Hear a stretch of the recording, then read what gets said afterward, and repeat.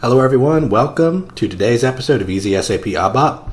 Today I'm going to be showing you how to create your own function modules, your own function groups, and how to call them from your code.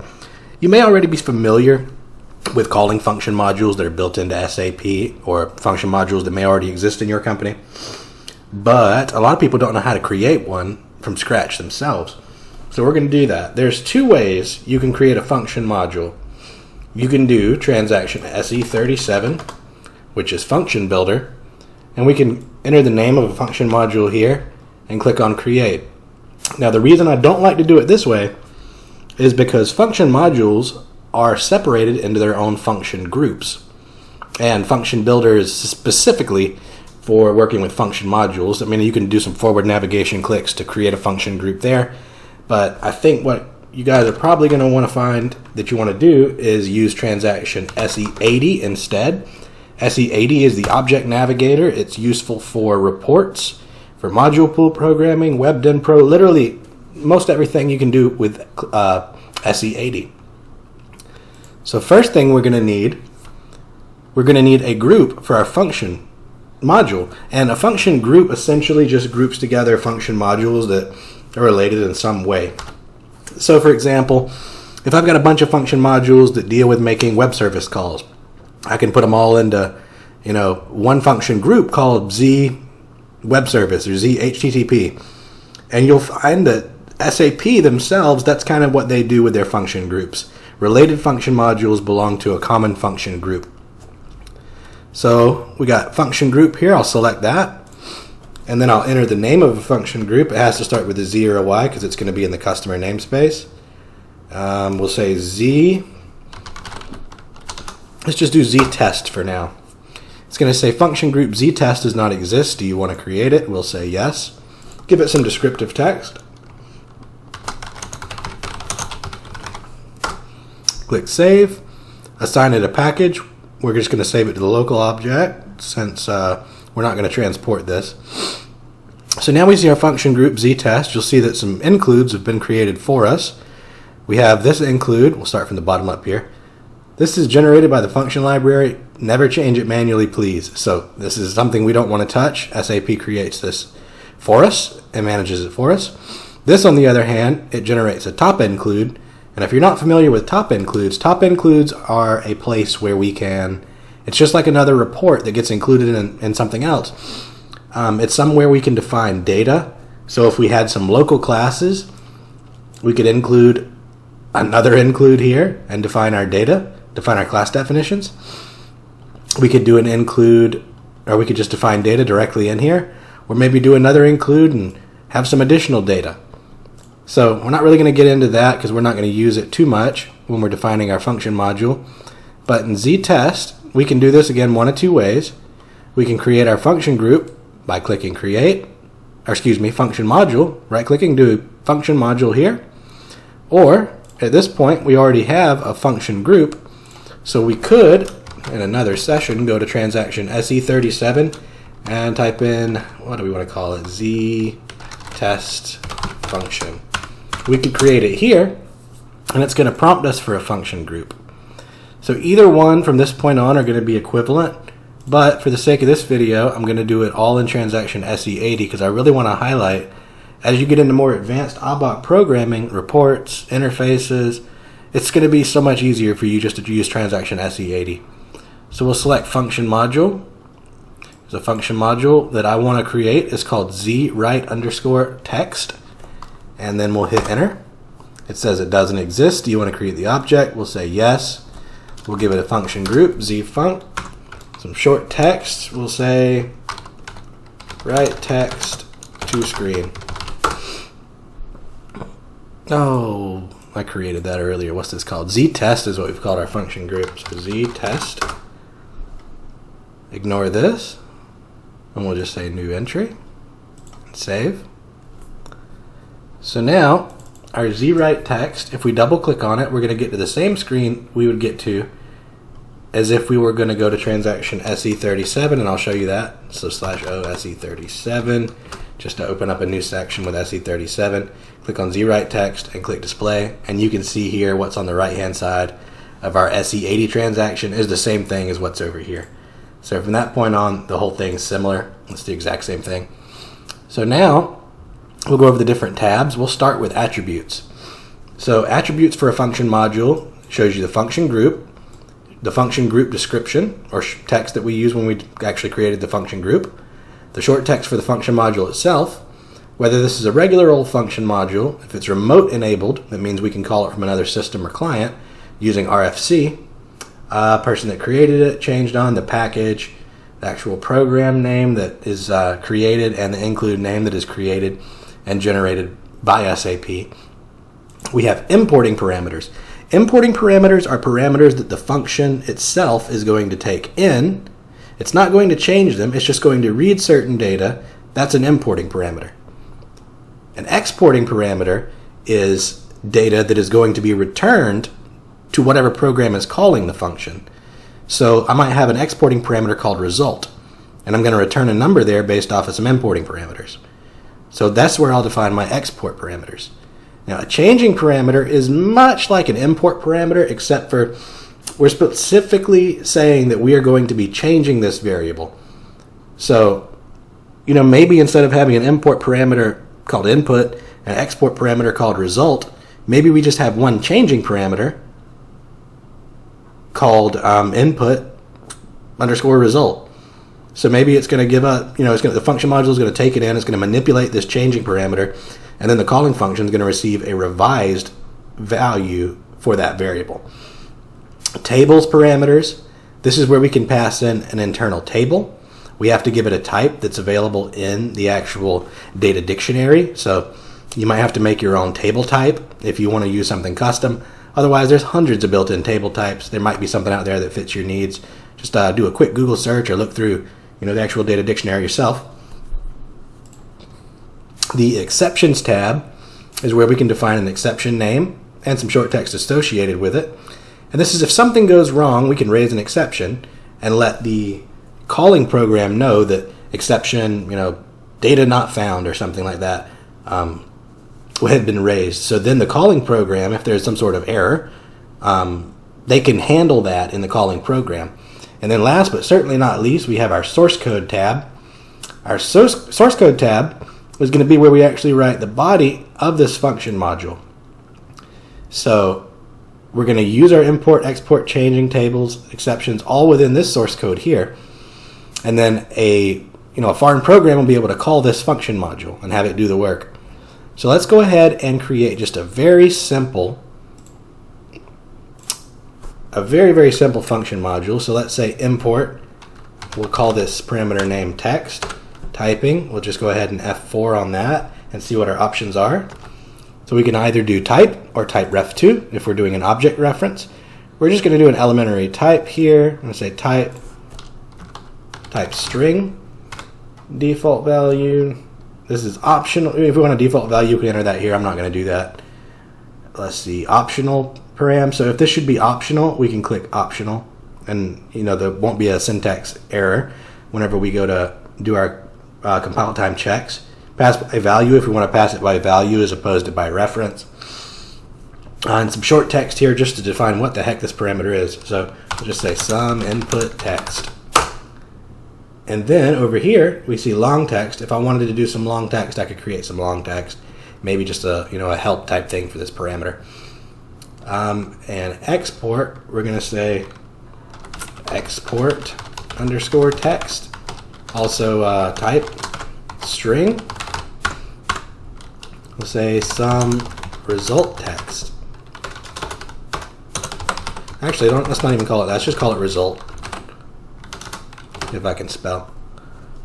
Changing parameter, we're not going to worry about this now. It's essentially an import parameter that you can change within the actual function module itself. It's kind of self-explanatory. If you need more help on that, we'll go over it in another video or something. Or there's plenty of help on the web.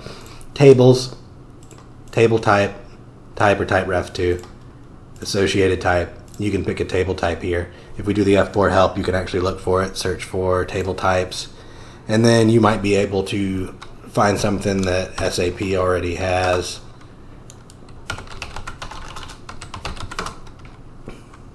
No values for the selection. I thought that was a thing. Anyway, so you could pick a table type here, and this way, and table types, there's not necessarily an importing and exporting changing type thing for table types. It's just assumed that if you pass an internal table to this program, or this function module, it's going to do whatever it does with it. You know, it might change it, it might not. It just depends on what the function module itself does. Exceptions, we'll go ahead and create an exception. We'll just say our exception is called not supported.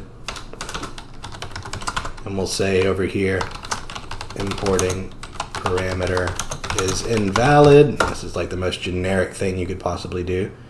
So we could define an exception here. We can actually raise this exception at any point in our code. We just use the keyword raise and then not supported. So that's pretty neat. That gives the calling program a way to handle something. So now we can actually define our source code. And the cool part about this, you see in here, local interface. We get all of our interface parameters here. So text, and this is passed by reference, result. We could actually pass both of these by value, since we're not going to really do too much here. Well, let's not pass that by value. I'll just go ahead and show you real quick that the source code here does change, or not the source code, the comments here do change. So whatever we have there defined in these tabs is going to show up in this local interface. If you've read any sort of SAP-based, built-in function modules, you'll see this all the time here at the top because it's generated for us. So it'll say here, but instead of English most of the time it's in German, so it'll say lokale Schnittstelle, and which just means local interface. And then it'll have, this right here. So now we can actually write some source code. So our importing parameters, text, is going to be available to us right here. So we can say write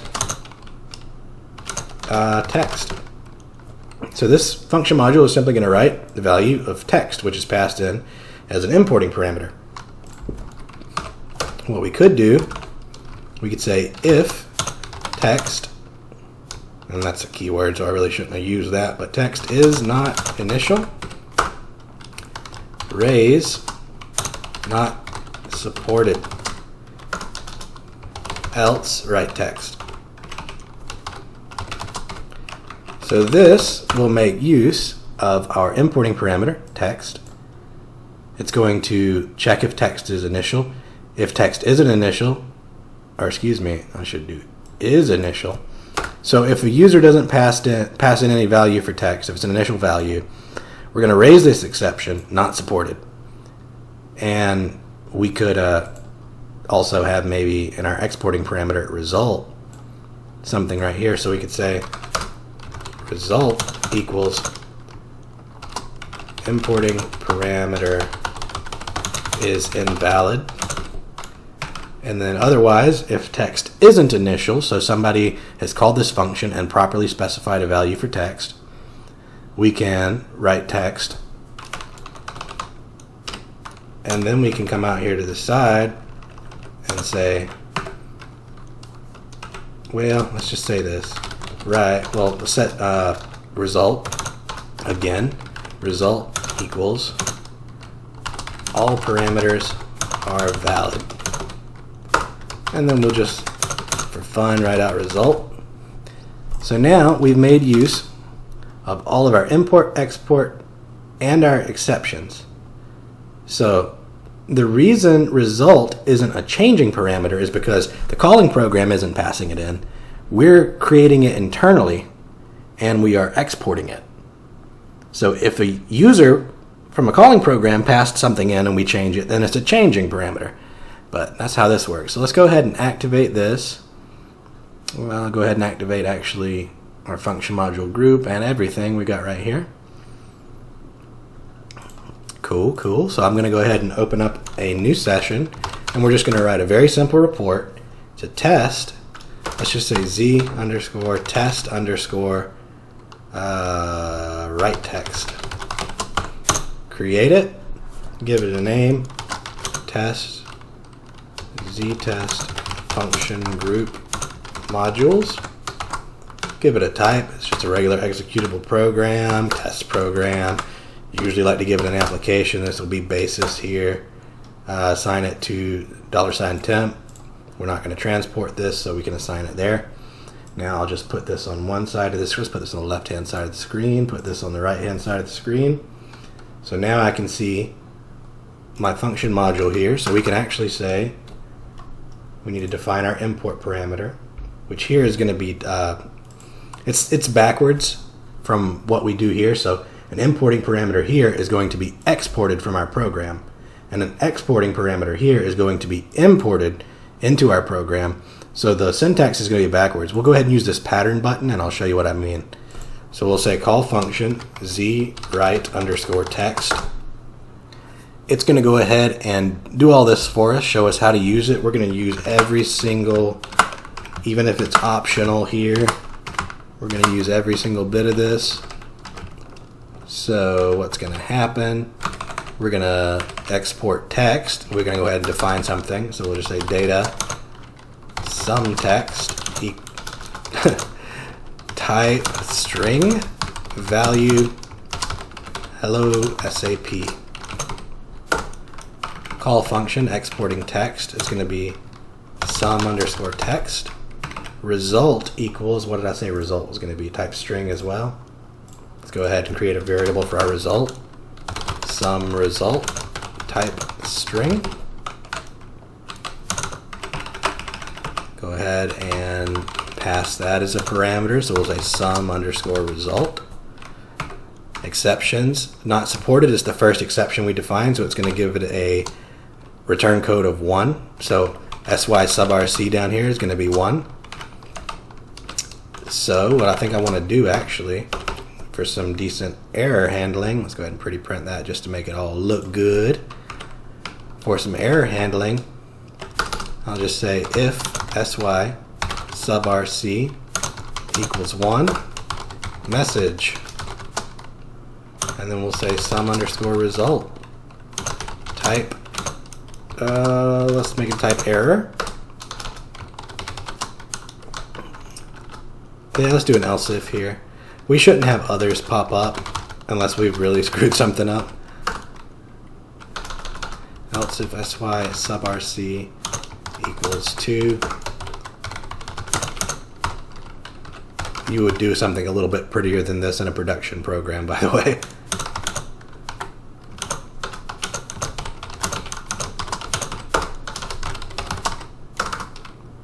So then we'll go ahead and just write out result, and we are exporting text, which over here is an importing parameter. Go to our source code. If text is blank, which at this point it's not, we're going to write text, set the value of result to all parameters are valid, and write result. So let's go. This might actually be confusing. I should just call it the field result is unknown. Some result. That's what I called it in the actual program. So we'll go ahead and activate this, run it. Hello SAP, all parameters are valid, which is actually written right here. I didn't need to do that extra right, but I could say result, all parameters are valid. So that's cool. So it's taken our parameters here, used them within the source code, and now it's doing whatever this function module is intended to do.